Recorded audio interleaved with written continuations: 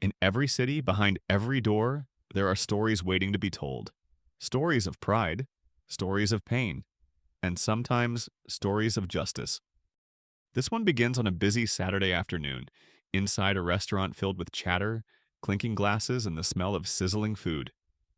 A place where everyone came to relax, except one man who would soon change everything. The front door creaked open. In stepped a man named David. His clothes were plain, his shoes were worn, his shoulders carried the weight of years of hard work. But his eyes carried something else. Calm, wisdom, a quiet strength.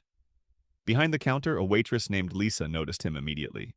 Lisa said, "Oh, look at this guy. Seriously, did he just wander in off the street?" Coworker, "Lisa, come on, he hasn't even sat down yet." Lisa said, "Trust me, I can tell. He's not the type that belongs here." And with that, she plastered on her fakest smile and walked over. Lisa said, "Welcome to Bella's Grill. Table for one, right?" David, "Yes, thank you." She led him to the farthest corner table. Not out of kindness, but to keep him out of sight. Lisa said, "Here you go, nice and private. Didn't want you scaring away the other customers." David, "Thank you, this will be fine." Her words cut sharp, but David stayed calm. He opened the menu, quietly scanning the options. Lisa leaned over to a group of teens at another table. Lisa said, "Watch this. He's going to order the cheapest thing we have. Maybe just water." Teen, "No way." The teens laughed. David heard it. His shoulders straightened, but he kept his composure. Lisa said, "So, what'll it be? Water? Bread? Maybe a salad if you're feeling wild?" David, "I'll have the ribeye steak, medium rare, with mashed potatoes, steamed vegetables, and a glass of your best red wine." Lisa said, "The ribeye? That's $38.99. Are you sure?" David, "Yes, that's what I'd like." The table behind him turned to look. A businessman raised his eyebrows. A mother at another table frowned at Lisa's tone. Mother, "What's wrong with her?" But Lisa only smirked, scribbled the order, and marched away. Lisa said, "Can you believe this? Steak and wine? He's probably going to run out when the bill comes."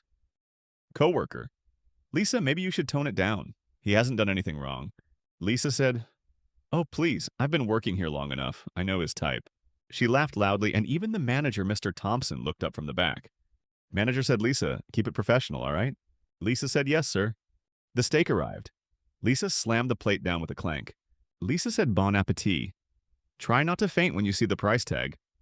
David, "Thank you." He cut into the steak, savoring each bite. He pulled out a small notebook, writing quietly as he ate. His calmness only irritated Lisa more. Nearby, whispers spread. "Businessman, that man's handling this better than I would. She's being cruel." Wife, "It's disgusting." But Lisa was blind to it all. Lisa said, "All right, here's the bill. Let's see if your wallet can handle it." She dropped it in front of him. David opened his wallet. Inside were crisp bills. He counted them slowly, calmly. Then he set them down. Not just the full payment, but a $100 tip. Lisa said, "Wait, what? You tipped me?" David, "Yes, you've worked hard today." Her smug smile faded. Her coworker stared in shock. And just then, the manager walked over. "Sir, I hope everything was to your liking." David, "The food was excellent, but the service left something to be desired." Lisa froze. Her face flushed red. The diners leaned in, curious. David, "It's interesting timing, because as of this morning, I am the new owner of this restaurant." Lisa said, "What? No, that can't be true." "It's true, the documents. They're signed. He really is the new owner." The room went silent. Lisa's laughter had turned to disbelief. Her arrogance melted into shame. David said, "Lisa, you mocked me. You judged me by my clothes, not my character. You assumed my worth before knowing who I was." Tears welled in her eyes. Customers whispered. A child tugged on his mother's sleeve. Child, "Mommy, why was she so mean to him?" Mother, "Because sometimes people forget that kindness matters." The words cut deeper than any bill could. David, "Respect costs nothing, yet it is worth everything. True wealth isn't in money. It's in humility, compassion, and dignity." Manager.